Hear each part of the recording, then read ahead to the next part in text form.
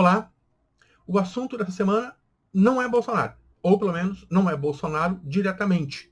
porque eu quero começar falando de dois eventos do começo dessa semana que servem para ilustrar um pouco alguns dos impasses, né, que a oposição, e mais particularmente a oposição de esquerda, atravessa hoje frente justamente ao governo Bolsonaro, do qual eu não queria falar, mas vou acabar falando em algum momento. Na segunda-feira, o youtuber Felipe Neto esteve no centro do programa Roda Viva, principalmente, né, depois que ele passou a exercer um certo protagonismo, né, nas críticas ao governo, após publicar nas suas redes sociais um vídeo cobrando, né, conclamando alguns dos seus parceiros, né, influenciadores digitais principalmente, a se posicionarem, né, de forma mais enfática contra o que ele denomina, né, define como um governo fascista. Na terça-noite, em uma live com o editor da revista Carta Capital, o jornalista Mino Carta, o ex-presidente Lula faz uma declaração, né, que rapidamente viralizou, né, segundo a qual, ainda bem, né, que a natureza, com o coronavírus, está aí para mostrar que o Estado, e apenas o Estado, é capaz de oferecer respostas a uma tragédia como a de uma pandemia. O tempo não permite que eu me alongue muito sobre esses dois eventos, né, e por isso eu quero me ater a alguns aspectos bem particulares, né. No primeiro caso, a resposta de parte da esquerda, né, à entrevista do Felipe Neto, né, e a esse papel político, né, que ele acabou reivindicando, que ele acabou exercendo até certo ponto um tanto quanto a revelia dele mesmo, já que ele fez uma carreira, fama e fortuna, né, como um youtuber dedicado a produzir conteúdos de entretenimento voltados ao público adolescente, principalmente, né, mas a reação, né, de parte da esquerda, que talvez esperasse, né, um jovem Lenin conduzindo a revolução e conduzindo o país à revolução,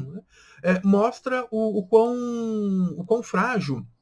né, é a perspectiva de uma parcela, né, do campo progressista que parece ter dificuldades em perceber duas coisas, né. Primeiro, ter ao nosso lado, ainda que mais pontualmente, né, alguém com a influência e o alcance, né, de um Felipe Neto, que hoje defende algumas pautas que são muito próximas ou mesmo caras, né, ao campo progressista, a começar pela oposição, né, ao governo Bolsonaro, né, se revela hoje alguma coisa fundamental. Nós precisamos, né, ampliar, né, as alianças para além, né, das forças partidárias, para além da oposição parlamentar, e poder contar, sim, né, com alguém que articula e fala a multidões. Reconhecer a pertinência dessa aliança, a pertinência desse apoio, né, a pertinência dessa concordância de interesses, que é pontual e que tem muito a ver com o fato de estarmos frente a um governo, como o próprio Felipe Neto diz, fascista, né, não significa algum tipo de adesão programática, mas reconhecer que, nesse momento, né, o campo progressista e, de modo geral, a oposição ao governo Bolsonaro precisa ser capaz de ampliar o leque de alianças e, principalmente, ampliar o alcance dessa oposição, né, falar, né, a outros grupos que não apenas aqueles já convertidos. Numa expressão, furar a bolha. No caso da live, né, do Lula, surpreende primeiro a reação raivosa, né, dos lulistas, né,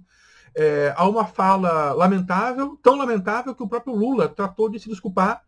muito rapidamente, reconhecendo o equívoco, reconhecendo o erro, né, o que não deixa de ser interessante. O Lula, pelo menos, reconhece que é humano e que seres humanos cometem erros, que seres humanos dizem e fazem besteiras, e a justificar o injustificável, o melhor a fazer é se desculpar. Mas há um outro aspecto, né, nessa defesa intransigente, né,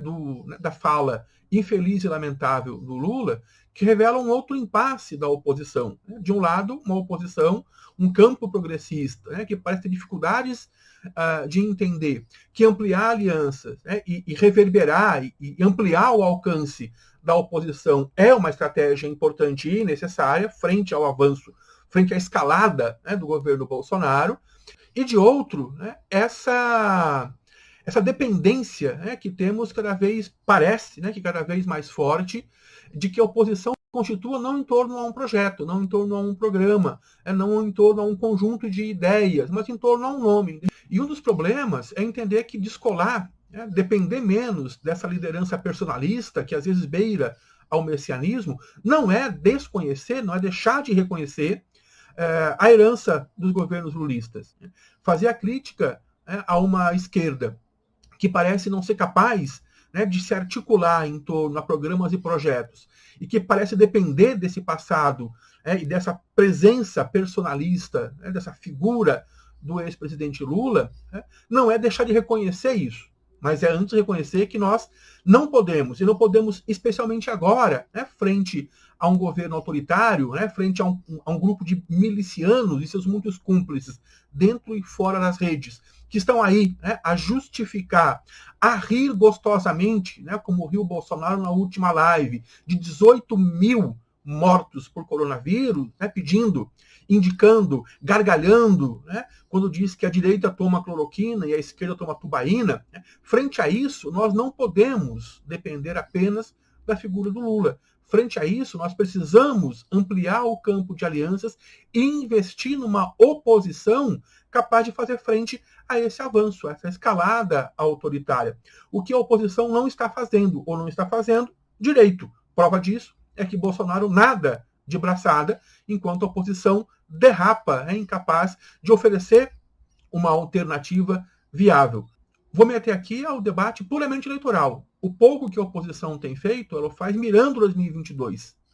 A estratégia parece ser sangrar o governo Bolsonaro para oferecer uma alternativa em 2022, que quase que fatalmente será, se não Lula, um nome indicado por Lula, como foi em 2018 com Haddad. Ora, nós temos uma eleição esse ano, nós temos uma eleição municipal esse ano, e é parte